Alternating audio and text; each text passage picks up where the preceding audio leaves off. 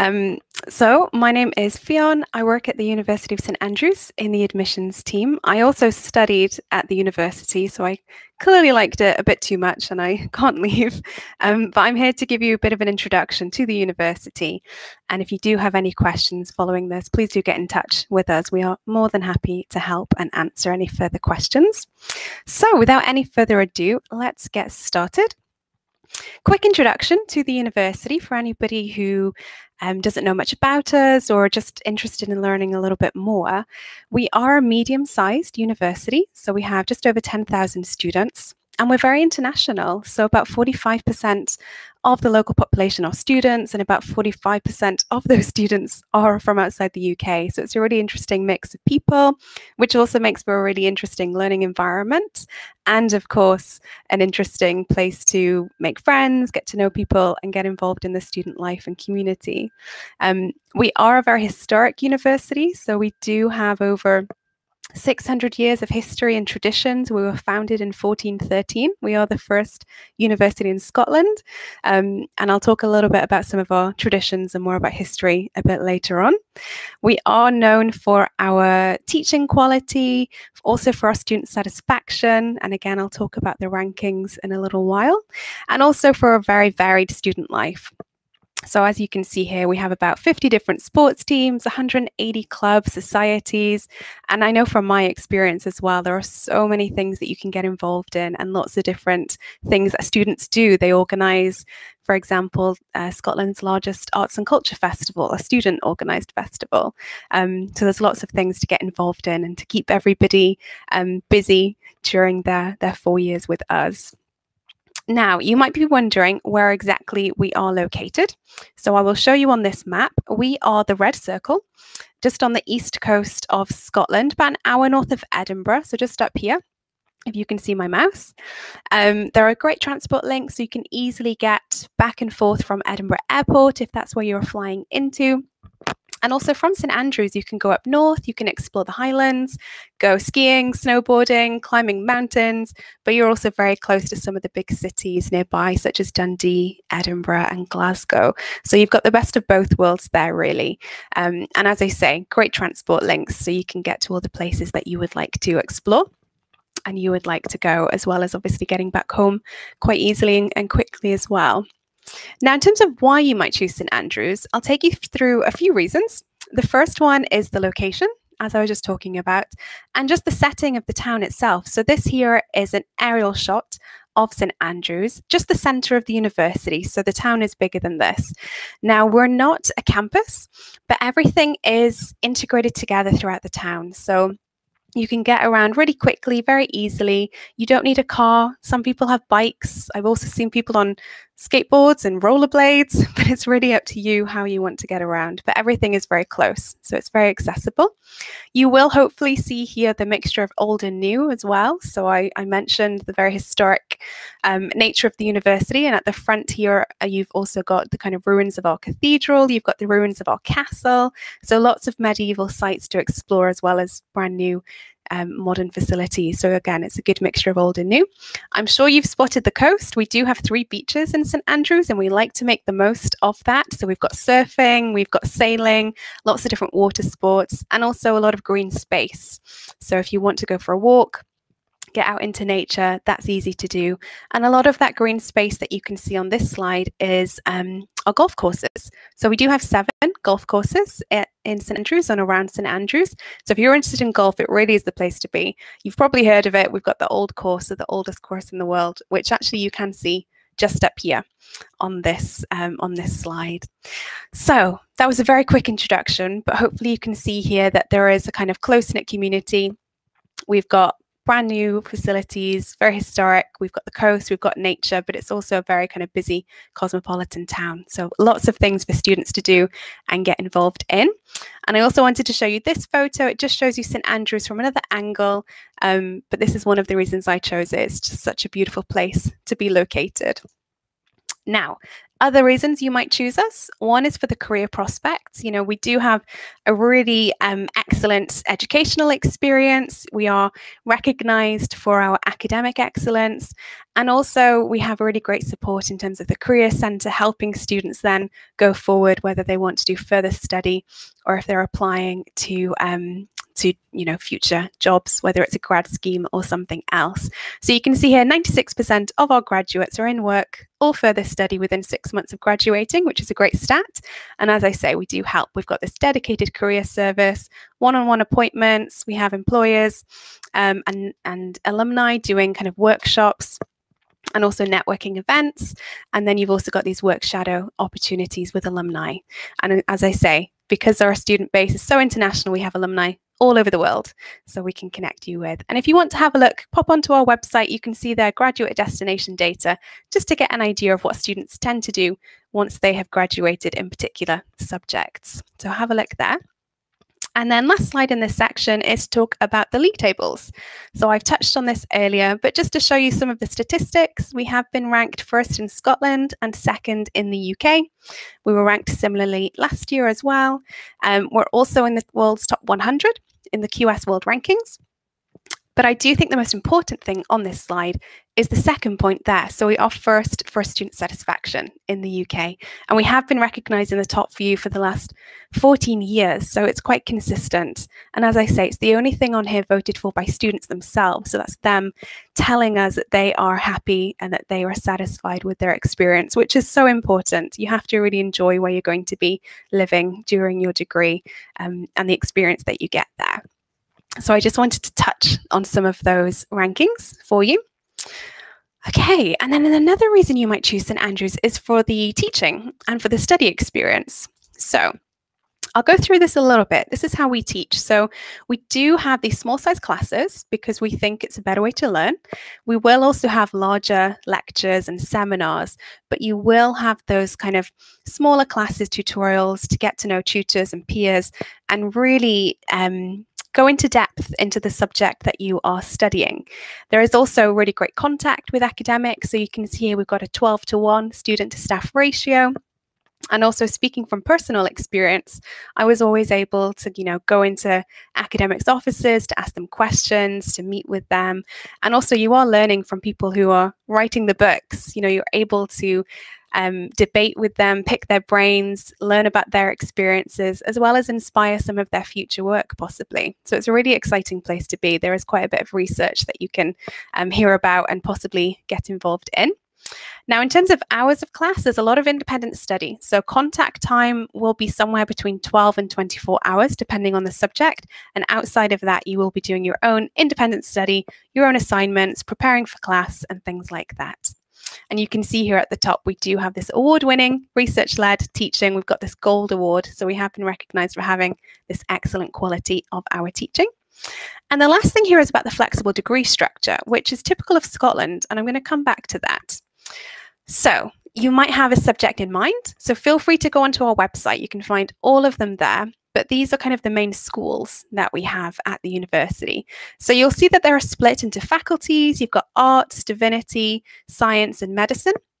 And then you've got these cross-faculty subjects, which can belong to either arts or science. So for example, economics, you could study it as a Bachelor of Science, or you could study it as a Master of Art. It actually makes no difference to the economics courses or classes that you're taking, but we do have a flexible degree structure in the first 2 years of a degree, and that allows you to pick up other subjects. So it basically allows you to either pick up subjects from the Faculty of Arts or from the Faculty of Science. Let me go into further detail about this. So this here is the degree structure at St Andrews for most of our subjects. The big difference is medicine, which doesn't have a flexible degree structure, and it's a 6-year program. So medicine is different. But for most of our subjects, they're 4 years. And you can see here the flexibility in the first 2 years. So you will study the subject that you've applied for, whether it's a single or a joint honours degree. And then you'll also pick up some other subjects, typically from your faculty. And of course, there are some conditions depending on timetabling and possible prerequisites. But that's generally how it works. And then the final 2 years, that's when you focus on the subject that you're going to graduate in. And it allows you to have more depth specialization, and really focus on the area of that subject that you want to explore. Now, let me give you some examples. I'm aware this might be the first time you've seen the kind of Scottish degree structure. So this here is a student who's applied for medieval history. They've picked up Spanish, they've done some philosophy, a bit of English, and then they've decided to actually stick with medieval history, and that's what they've graduated with. But you can see here how a student could change their mind. So although this person's applied for medieval history, they've picked up Spanish and philosophy, studied it for the first 2 years, got all the credits that they need, they've passed the modules, and they've decided to change the course of their degree. Now, this is a possibility. There are, again, some restrictions, but everyone has an advisor of studies who will help them make any decisions and explain what they can and can't do. So everyone has that support. Now, in terms of sciences, very similar, but you can see here that in second year, people will just do 2 subjects because they start to narrow down and focus a little bit sooner in the sciences. And also in the sciences, there are options to do integrated master's programs, which are 5 years in length, but again, you would graduate with your master's at the end of that. So hopefully that makes sense. It's a very quick run through of our degree structure. If you've got any questions, get in touch with us. And also you can find some more of our modules and our subjects on the website if you want to explore. Now, if anyone's thinking about applying, let me take you through how to do that. So for our international students, those with an international fee status, they've got 3 different options, whether it's UCAS, the common application, or the direct application. If you're applying to more than one UK university, you should use UCAS.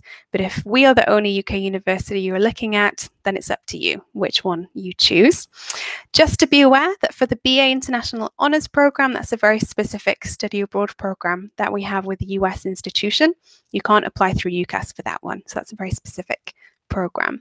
Now, I should mention at this stage, for anybody who thinks that they might be eligible for a home or a rest of the UK fee status, basically not an international fee status, get in touch with us so that we can best advise you, because there are some differences there and you would have to apply through UCAS and there are some different deadlines.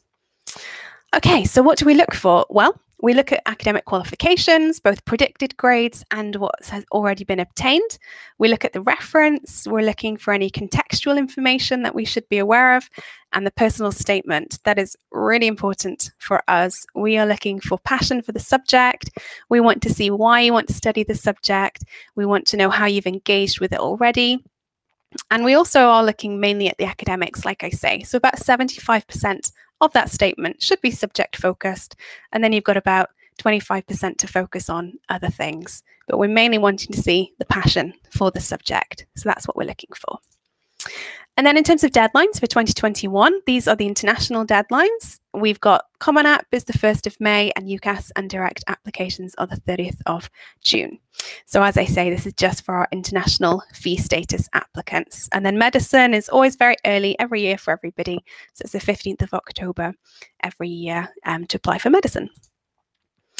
Okay, so that was how to apply. If you've got any questions, let me know about that. And now I'm just going to talk a little bit about the student life at the university. So first thing to mention is accommodation. We do have guaranteed accommodation in first year for all of our students, as long as they apply by the deadline, which is the 30th of June. And we've got lots of different options. So you can see some photos here of the different options. Some halls have got catering, some are self-catered, some you will share bathroom facilities, and others you've got your own ensuite. So there's a few different options, and you apply for the type of room that you want. And then we will assign a hall of residence to you. Now, all of the halls have got their own identities, they'll have their own rivalries and their songs, and they do have committees who organise events. So there'll be lots of different things happening so that you can settle in, get to know people, make friends. And there's also wardens in those halls. And the wardens, they're not anything scary, they're not prison wardens, they are basically PhD students or members of staff who are there to help you and support you. So that's what they're there for. So as I say, that's first year. After first year, most people do move into private accommodation around St Andrews, but some people apply again for university accommodation. It's just up to you, but you don't get the same guarantee after first year, basically.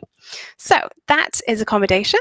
Everyone says their hall is the best. Of course, they're all a little bit different, but everyone, I think, does get quite loyal to their halls of residence, and they do enjoy them.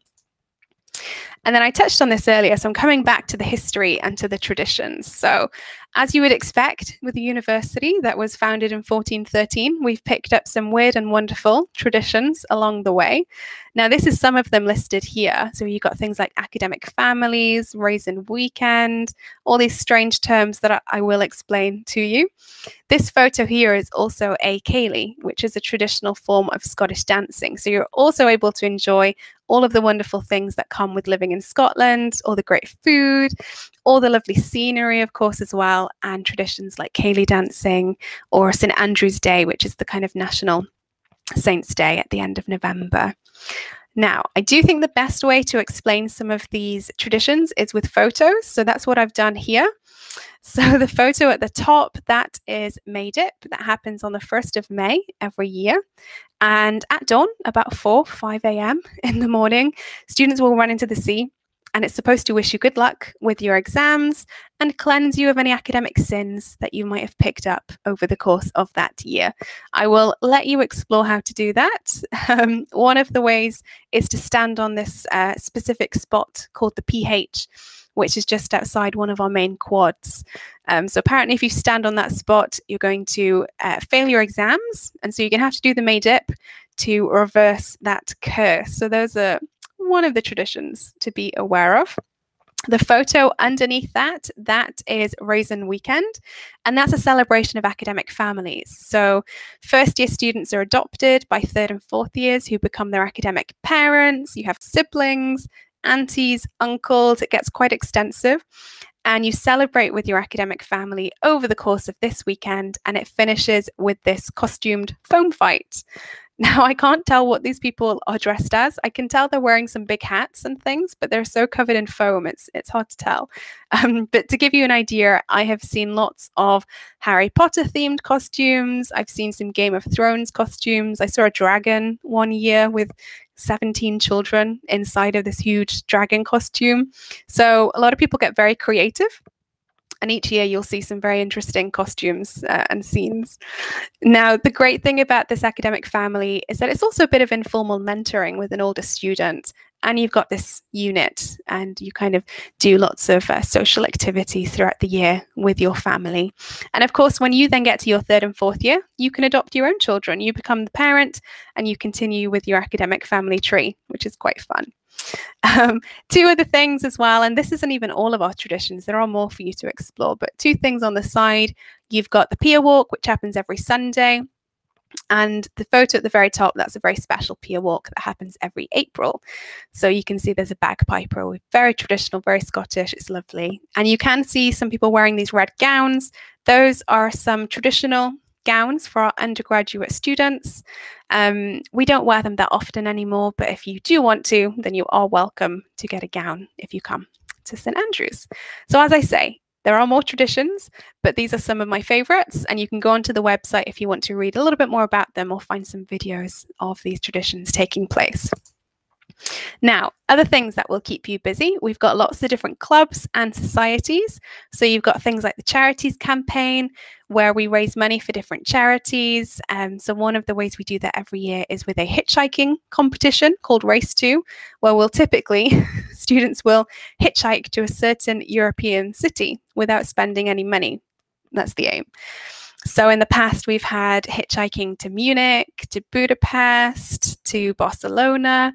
Not places that are super close, so it is a bit of a challenge, but again, it's quite good fun, and it's all for charity. We also have lots of specific national societies. So if you're missing home a little bit and you want to join a society and get to know people from the same country, that's possible. Or, you know, join a different society. For example, if you want to go to one of the French societies' cooking classes, or if you want to go to the German society at the pub when they're meeting for their kind of regular catch-ups. So there's a lot of different things to explore. And as I say, it's a very international student body at the university. And then there's a lot of different things. So we've got things like Model UN, we've got the oldest debating society in the UK, lots of specific political societies or career focused or subject focused. So there really is a wide variety of things to get involved in.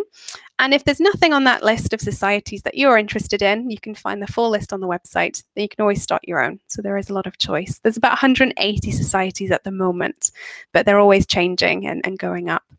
And at the very bottom here, I've put some of the just for fun societies. So things like Quidditch. We do play Quidditch against different universities.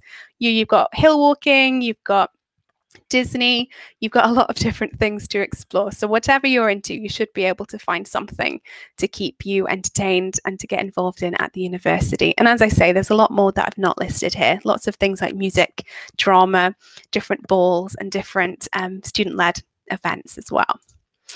And then last but not least, we also have lots of sports. So there's 50 different sports at the university with 100 competitive teams.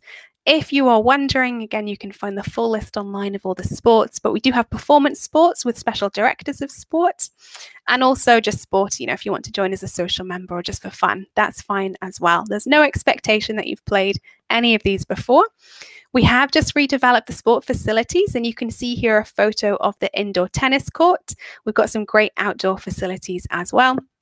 Wednesday afternoon, we try and keep free of class, so you can go to your sporting commitments, training sessions, competitions.